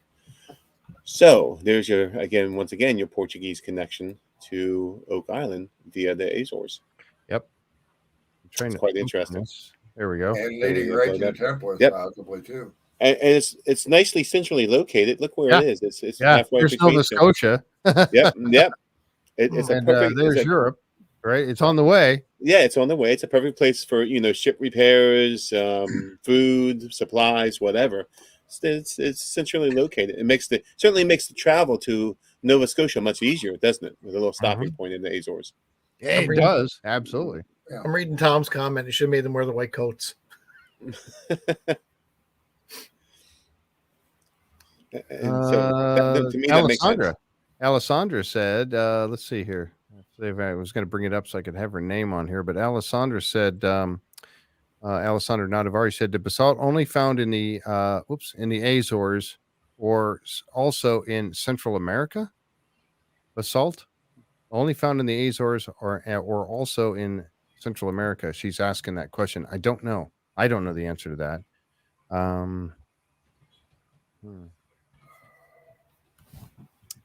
Yeah, so that's really cool. I thought that was interesting to bring up. So it kind of nails down, I think, a little bit as to where, again, going back to that whole thing about where the, who's been there. Because you find all these little bits and pieces, all these little clues, you can get a better understanding of who's been on the island. Yeah, that basalt, Jeff, is somewhere between Mexico and Costa Rica. There's a lot of basalt in that area. Really? Mm-hmm. Which is also an area of interest because it's also an area of interest that we're going to be talking about here in just a minute. Interesting. Is it all pieces together? Fiber in that area also? What's that? Is it coconut fiber in that area also? I can certainly find out. I would imagine it is. I would imagine it is. Good point, Jack. Give me a second. Keep going now. I'll look it up. I keep going back. When he found that coconut fiber in the Smith Cove and everything. Right. And Dan Heskey went to that one spot that I could always remember. It was here 5 years ago. It's going to be here now. Yeah, and they dug it up, and sure enough, they found it right there. They found it. I mean, it was like... Yeah, that man's a walking encyclopedia of Oak Island. But I was thinking, I just happened to think of coconut fiber along with this. Colin says there's definitely no coconut trees native here. That's Costa Rica. Yes, Costa Rica does have coconuts and plenty of supplies. And it was named. The name came from. Guess what? The coconut name came from Portuguese explorers. What a surprise! There you go, Jack. Yes. What a surprise! I think we're solving this for them right here. No, right absolutely. on tonight's show. Good call, Jack. That was a great call. Yeah, good point for sure. Let's see. Kat Fulton says Canary Islands, La Palma is volcanic and currently spewing tons of liquid basalt. Yep. And and Alessandra said Aztecs? ? Isn't that interesting? All right, let's get this part of it going here. So very, very interesting. Yeah, so Krista's in the war room, and then she's there talking about this. She was talking about the piece of metal that was found during the episode, which was in which one was this? This was 445. Yeah, CD 4.5. Yeah. Yep. CD 4.5. So she took a look at it and she went and used her machine. It's much better than the XRF scanner, which is, it's still nice to have that XRF there because it found AU, it found gold on it. Then he took it to her to get a little bit better look at it, and sure enough, there it is again, the piece that she was looking at, and here it is right here. So there's your you're looking at the different the AU 62% of the gold that was found on it. It's not solid gold, it's metal with gold flakes on it, and those flakes tested out to be 62 point or 65% of gold, and then you've got some copper in there, and you've got some she said they also found a bit of manganese on it, right? Did I remember hearing that correctly? So Didn't she say that tooth or whatever you want to call it, I guess, tooth, yes, and the metal thing that they had before were very, very similar. Yeah, and makeup. The makeup of the gold, yes, she did. It sounds like it's a decorative piece of something, and it's the gold was coated on it, and then it just wore off a bit, and there's like leftovers. Yep.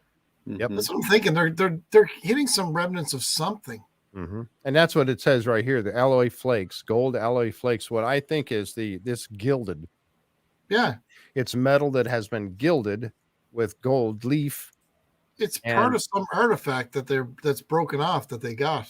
Right. And if you think about this, would this not be a good way if this piece, whatever this was, it has still a little bit of remnant of gold on it, the other gold that was on it would it be in the water? And then you'd be picking that up in your water samples? Possible. But I think it's a piece. I think it's a piece of an artifact that they found, and that the gold is worn off it, and there's still some gold on it. That's what they're picking up. I think you're going to see more of this stuff coming up. I think so. And the fact that you remember that when Rick was in the car or SUV with Marty, and they were bringing Marty over, and he showed him that piece of metal. If you remember correctly, he said, during that scene, he said pieces of metal that were brought. And they brought a big piece to her, and they didn't talk about it. We didn't see it. They didn't even take it out of the bag as far as we saw. Nope. We didn't get to see it. No. But they did. They had a bag with them some it's a big piece in there. Mm-hmm. Yeah. So you don't know. I don't know. Yeah. Interesting for sure. And then they compared it. Yeah, here it is. This is where they were comparing it to the piece of metal. One of the pieces of metal. But they look almost the same color. Like, if you look at them, they look similar in color and stuff like that. So I'm thinking it's the same thing, but I don't know. It's part of something. Something that got broke up. Yeah. And if it rusted, and broke up because it rusted, I don't know. But it also looks like it had some sort of concrete on it. And we didn't find out, they never did talk about that. They never did talk about this grayish coloring that's on here. I'm telling you, it's an artifact of something that they broke, and it's pieces of it are coming up now. Mm-hmm. Yeah, she tells the team that the composition of the two samples of gold is almost identical, and that gold with this level of copper is typical of what came from South America. And the composition is similar to 14 karat gold or rose gold, where copper is used to harden it. To make it a little bit harder than gold would normally be on its own. That's a term that just keeps coming up time after time recently, rose gold. Yep. Yeah, it sure is. That's that picture I had there of that. Now, what we'd like to do, because of the island getting into so much of the, I got to get this out of the way in case Linda's trying to yell at me about something. She never yells at me. She just guides me along on the show. And I'm missing something here too. Okay.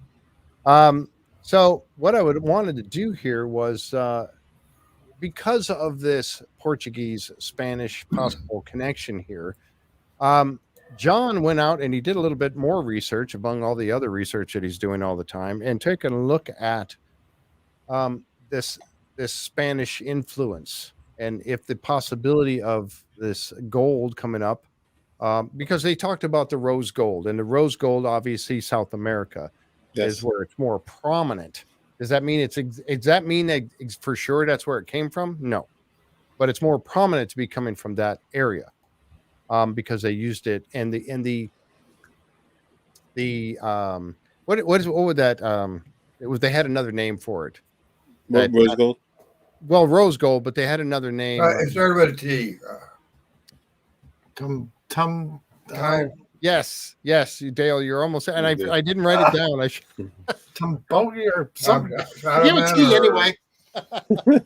Who remembers that? What that was called? We're all around it. We used to have I know. pronunciation. Somebody will remember it here in a moment. And no, it wasn't guilty. It was Tumbogi or Tumbogi, or it was something. Something like that. I'm teasing you. You know it. Tumbaga. Thank you, Jan. Jan pulled it up right up here. It's right there. Yeah, there's Karen. Great pull, Jan. Great pull. Perfect. Thank God for Google. Dave Petrella's got it too. Everybody's coming in with it now. I knew they would. So, that's in that area. Now, where was that from? Where was that? That was from down there in South America, right? The Aztecs and the Mayans, right? And so John sent a couple of pictures of some stuff here, and we're gonna talk about this for a few minutes. I'm gonna kind of let John take the stage here. Okay. And these first, a couple of examples I pulled up from Aztec and Mayan, found in museums, examples of what they look like. Then there's a big difference between regular gold and rose gold. It's in metals, you call it luster. What type of luster does it have? Which is ability to shine and how it shines. And you can see this has a tint of copper. You can see the copper in the gold. It has been mixed. So I just wanted to pull up examples. I'm not sure if everyone has seen kind of Aztec and Mayan rose gold, but this is what it looks like. This is a feather headdress that you would put on, one on each side. This is one the rulers would typically wear, a person in charge. But you can see the tint. And here, definitely a drinking vessel. From the Aztec Empire, and you can see the tint to it. It has that red tone to it. It has that, which is infused with copper, obviously. So that's what rose gold looks like. Regular gold has a much different luster. It's brighter. It doesn't have that kind of that shadowiness to it. So I just wanted to pull up what they were finding. These are from major museums in the area. So I was like, okay, this is Aztec and this is Mayan gold. And so they're talking a lot about rose gold, but they're only talking about flakes, Jeff. Flakes. And I was like, well, let's pull some examples. Exactly. And I can only imagine if some of these relics, made it to Oak Island or not. That's the question. I'd love to see him pull something out of, one of the holes in Oak Island that has these types of artifacts. That would be fantastic. Now, I do have a picture of a map here that you sent me as well. Now, this is the first one here. Yep. Showing down there where they're. Go ahead. Yeah, I was going to say during the Spanish Main, and when the Spanish were age of exploration, 1450 to 1650 in that area, the Aztec and the Mayans were at full force as far as their empires. This is the Aztec and Mayan Empire. So I never realized they were that big. Yeah, if gold's coming from either the Aztec or the Mayans, it's coming from this area of the world, right? And being so close together, that they would have that technique of adding the silver and the copper to it. Correct. Would be passed on between those two. If they were, a long way apart, away from each other, I could see maybe not, but I'm sure there was some exchange going on there, Jeff. I'm sure. Absolutely. That's where I was going with that. Thank you. Yep. Pam said, I'd love that as a drinking mug, that one picture. It's a great drinking mug. So I'm just putting some of the context, Jeff, some of the context that, they're making references to it on the show. And so I started to do a little digging just to bring some context to what we're seeing. So there should be another map. There is, and this is the really interesting one here I'm going to bring up. This one is cool. Okay. I would like everyone to comment on this because, I know what I'm seeing, but, I may not be seeing everything. But everyone's right should be Spain and Portugal. We're right neighbors. Right. And you can see the inroads by Cortez, De Soto, Coronado, all in that area right there, the Spanish Main area, and into the Central America. And what I love is the little dotted line going past Havana that says Spanish treasure fleets. Yeah, right here. Yep, going back to Spain. Now, a little bit of history on that. It was actually the first contact between the Mayans and the European explorers came in 1502. It was actually the fourth voyage of Christopher Columbus. And it was his brother Bartholomew who actually encountered the first canoe of Mayans. After that, you have 1517 and 1519, where the Spanish expeditions were being launched into that part of the world, especially on the Yucatan Peninsula. So if you can just take your mouse and kind of circle where the Yucatan is, Jeff. Right in here. Yep, great. Right here is the Yucatan Peninsula. Right here. Yeah. And then it took the Spanish, the conquest. I mean, the Spanish conquest of the Maya was a prolonged affair. It took them about 200 years to actually defeat, 2 centuries to defeat the Mayans. I mean, they were fierce warriors, and a lot of this was over riches and gold, and there was a ton of it there. Cortez was in the area in 1525, and everything wasn't really settled down until about 1697, when the Mayan Empire conceded to the Spanish assault and were finally defeated. So this was a long, prolonged war between the Mayans and the Spanish. And of course, as you're taking over villages or as you're taking over certain parts of the Mayan Empire, they have gold. They put the gold on the treasure fleets, and they're heading back to, guess what? Vatican-controlled Spain. Right. Okay. And we talk about how the Templars there was no love lost between what was left of the Templar, refugees in Spain. I'm not saying there's anything going on there, but I'm saying it's heading back to the Vatican.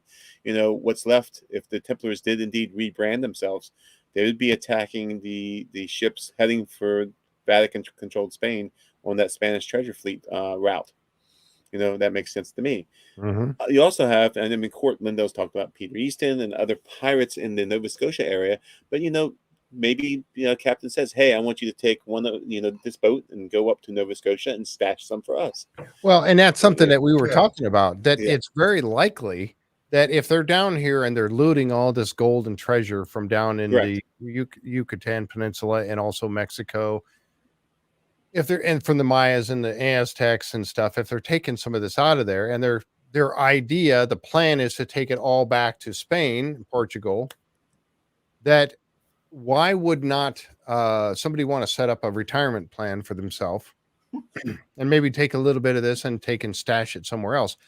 Not only that, but we had also talked about the fact that the Templar, if they had been over here, and again, this is a big if they had been over here, and if they had become some of the original pirates because of the skull and crossbones flag, the Memento Mori, and they had no love of the Vatican, correct? The Vatican, all this gold and everything is going back to the Vatican, and they're being attacked on the way. Would they take the normal routes?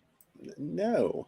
You don't. You take the long way around. You go to Nova Scotia and then maybe across the Tomar or other places. Well, at that point, Tomar was in Vatican hands, but there were other places in France. There were other places in Scotland that you could ship these treasures, or you bury it until the heat's off.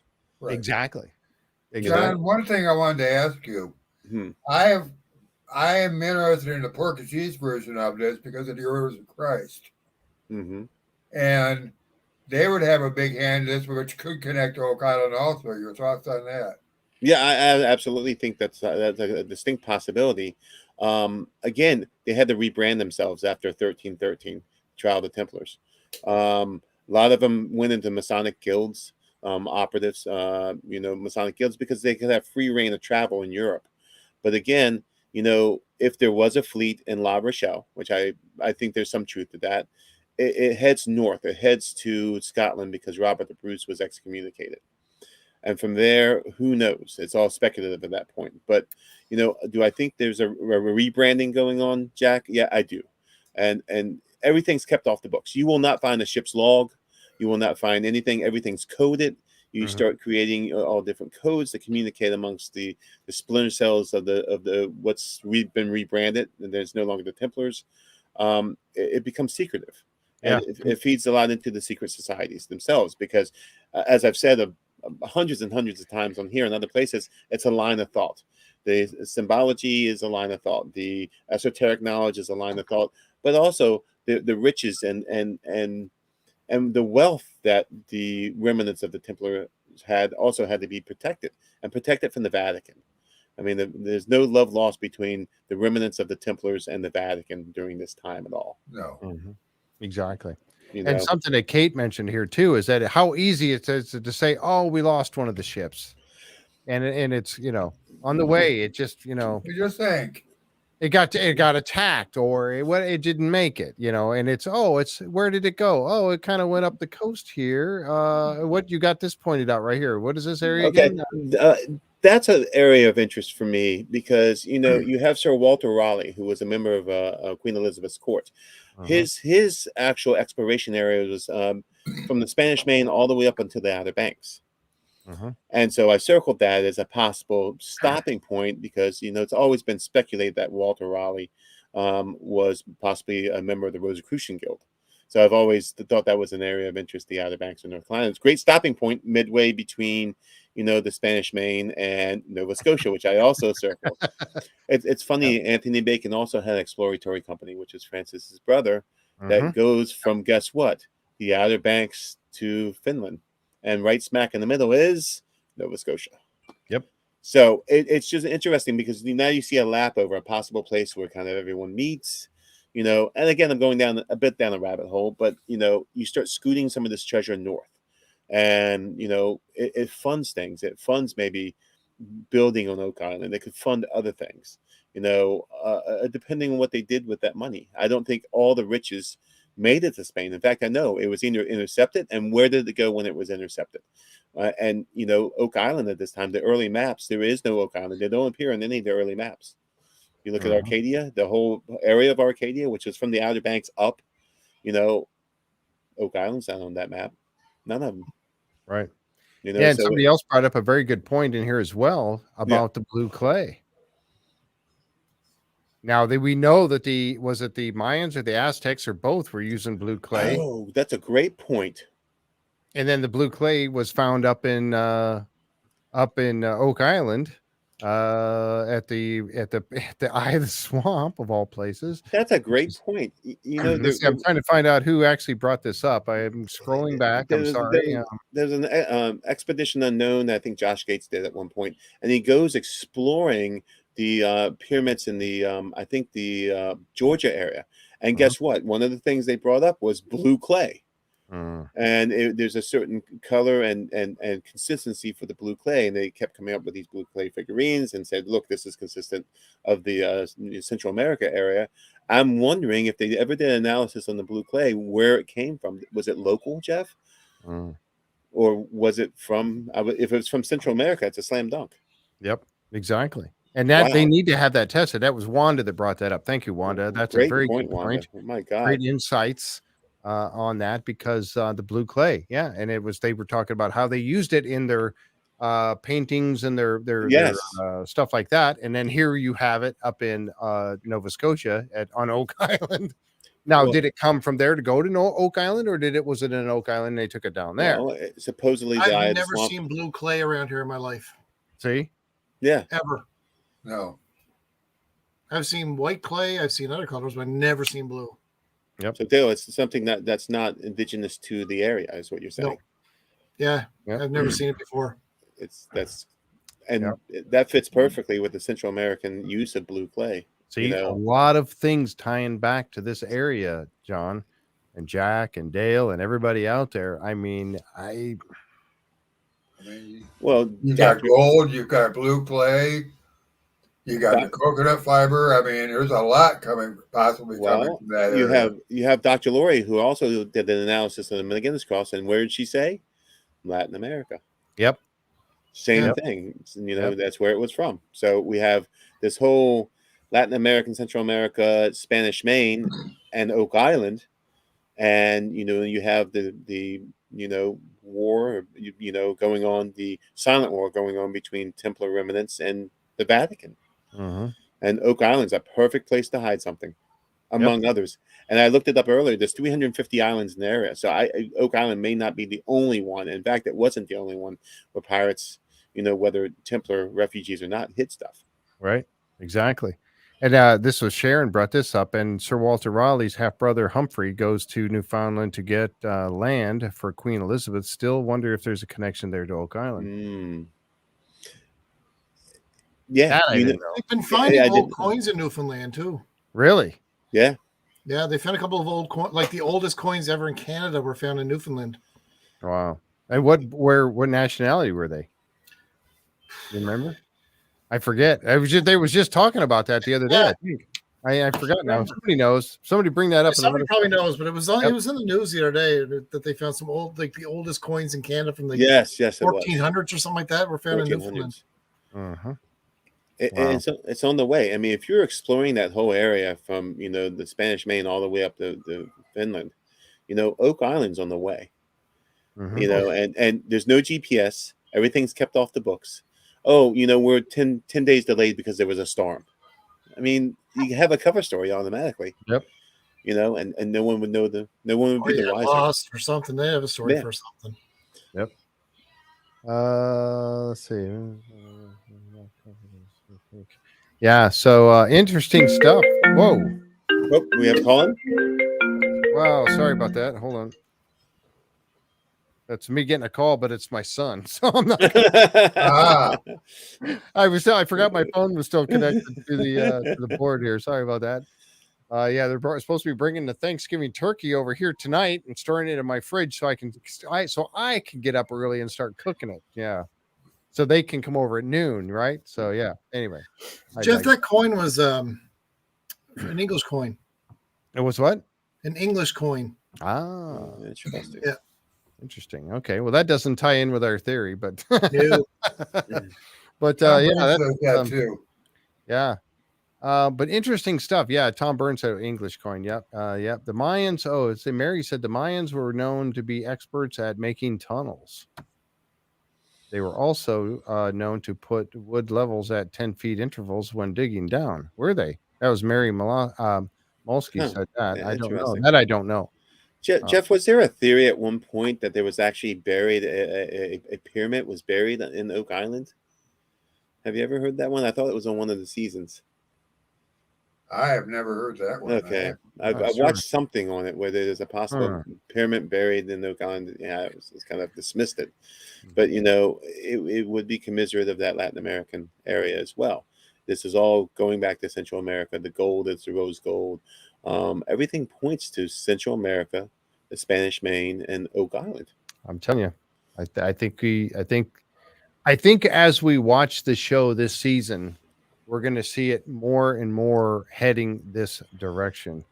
Tara said, yeah, an upside down pyramid. I don't know. I thought that's what I said. And I remember being on the tour with Charles. I'm going to throw this in. He said when they originally, when McGinnis Vaughn and Smith originally found it, further exploration of the island did yield pyramids, small pyramids, 13 rocks high on the island. I have heard that before. Maybe someone else in the chat has heard that on Charles's tour, but he had mentioned that. So again, the kind of pyramid thing, which I found interesting. Yep. Yeah, Coma said, and you're right. We've talked about this before. I don't know if it's comma or coma pronounced, but I still would need a big operation to dig tunnels in a road. I don't think it was done by a whim by a few rogue ships. No, absolutely not. This was a huge operation that was happening on Oak Island, and very well could have been happening over many, many years. We've speculated and maybe added on to. That was something that Dr. Aaron Taylor had talked about originally in Stone Road, how it had begun to settle and somebody else came by later and added more to it. And he thinks that was done at a much later time. So they found the road and they just continued to use it. And now that could have been, if the road was built or that one platform was built back in the 1200s. Sure. Based upon the one piece of wood that Dr. Spooner found and had tested. And then somebody came along later, the British or the French or somebody else came along later, go, hey, look, there's kind of a road here. Let's build it up and use it. That's Yeah. certainly a possibility, and that's something that Dr. Aaron Taylor had talked about. So, but this is really, really interesting. So it's not beyond the realm of possibility that it is that these guys. There's so much of a connection going on between South America and Nova Scotia right now.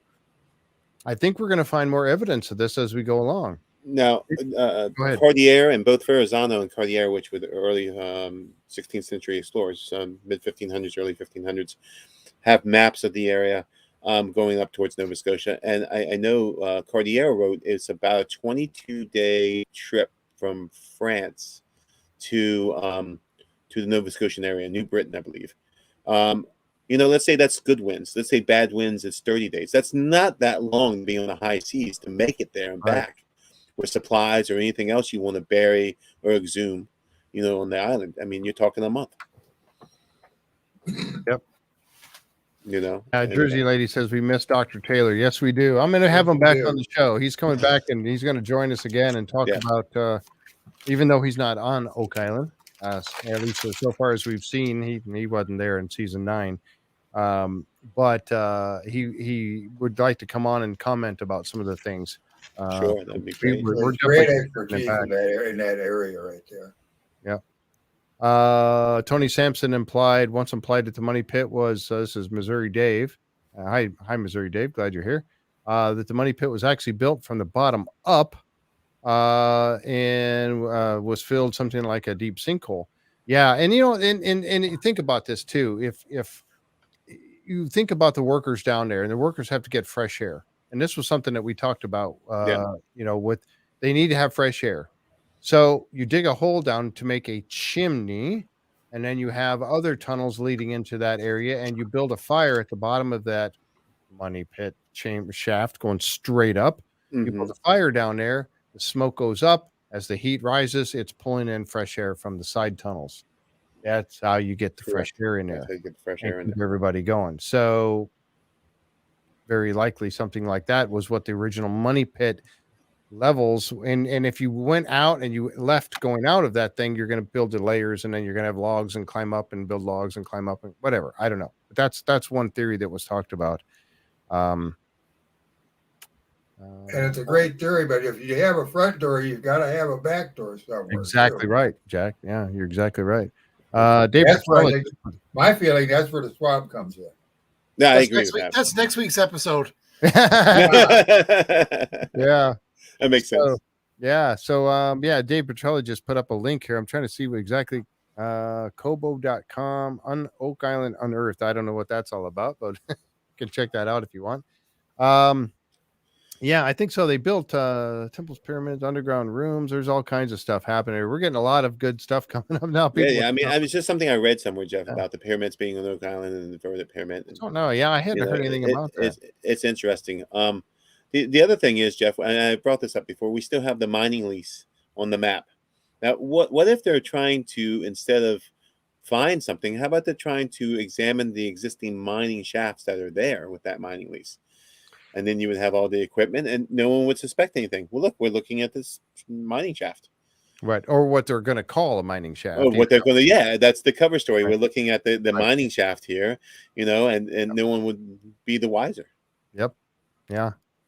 Very interesting. So hopefully we'll get some more of that. And thank you so much for doing the research on this, John. This was great stuff. And again, it's certainly, with all the attacks going on, and I just think about that more and more about the normal trade routes that you see here, the Spanish trade routes going through here, across here. You got the Canaries right here. You got the Azores up here. Yep. These are your typical ways across. And why would they not avert themselves to go up a different route simply to either stash a little something away for a retirement plan on Oak Island and come back and get it later, or try to take a different route to keep from being attacked and having your ship. Well, you wouldn't go up and around because the motivation was gold. Aztec and mining gold would have been the motivation for the Spanish to be all up and down the Spanish Main. Yep. And they were hauling it back in boatloads to the crown. Boatloads, absolutely. And the Vatican gets their cut. Right. You know, that's just happens. And you know, France, it says New France there. The French were involved, especially like Cartier. He had 3 voyages in the Great Lakes area. You know, New France is sitting right there, and so the French are up in that direction. But that's for different resources. It's not for gold. But the Gold River did yield over 475 pounds of gold. So we know there's gold in the Oak Island area. Yes, so that's well known. Yeah, you're right, because we looked that up and you found that all the well, how much of it? 475 pounds. 475 pounds, 7,610 ounces taken from Gold River. Gold River alone. It dumps out into Mahone Bay, right? Yes. Right, Dale? Is that where? No, it's slightly north of Mahone, but you know, it's you know, and then, what was Oak Island a refinement place? You know, that's been brought up before by several of our viewers. You know, was there a gold vein on Oak Island? I know Colin likes that one, an old ancient mine. You know, something was going on there, and I think it did. I think it involved gold somehow, some way. Yep, I think so. Wow, so this has been cool. I'm really thank you again for doing all this research. No problem. You know, I think, like I said, I think as we go along and the in season 9 here, we're going to see more and more evidence of you know, the Spanish Portuguese influence and the influence of stuff from South America. Again, as you know, all the good points brought up. Jack with the coconut fibers that we know were there. Dan Hensky knew right where they were. You know, the coconut fibers, everything is kind of leading that way now, is it not? And Jack made a great point with the, you know, the rebranded Templars in Portugal. Yep. Yes. You know, which is right there too. So Portuguese and the Spanish were all in this area. You know, and you know, if you have rebranded Templars, which are really still the Templars, but just rebranded, you know, on the high seas, they're going to be intercepting gold. Trust me, that's what it's a resource. Oh yeah. At this point, they have no resources, so they're going to intercept gold. Right. Okay, let's see how this pans out. Annie. No pun intended. That's awful. Oh.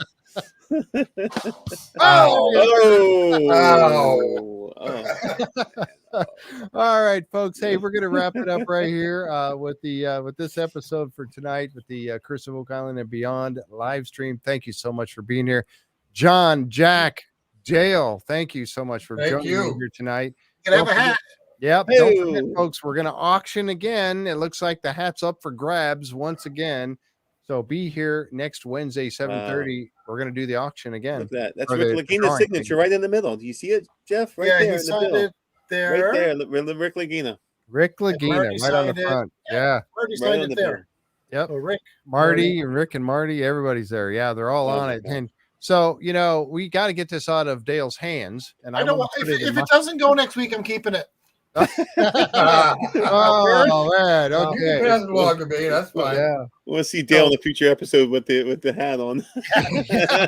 I'm not giving it away now. No, fine now. Keep it done. So we're gonna do. He's gonna draw everybody that's already been submitted. It's gone. It's still your submission or your entry is still in there, or more than one is still in that that tote. So we're going to be drawing those next Wednesday at 7:30. They'll be here for that, and maybe you will win that hat. There they are, right there. You may win that hat. You may win one of the hats from the Mug and Anchor, the shirt from the Mug and Anchor. I will take any of them. There they are. There's the hats from the Mug and Anchor. Oh yeah, absolutely. Yep, they're not signed, but that's okay. I'll take them anyway. $5 get you in for the draw. That's right. So you still have time if you want it. You we posted it just about everywhere. If you want to do a couple more to get some more entries in for the hat, there you go.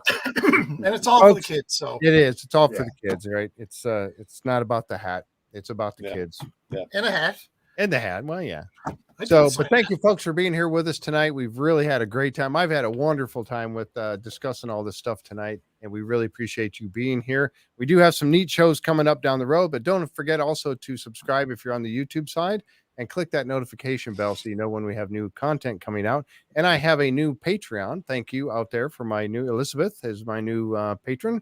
Thank you very much. It is much appreciated. It helps to support the show and keep us doing what we're doing right now. So, and then give us a thumbs up if you like the content. Always good to get those thumbs up. We know how we're doing on that. All right.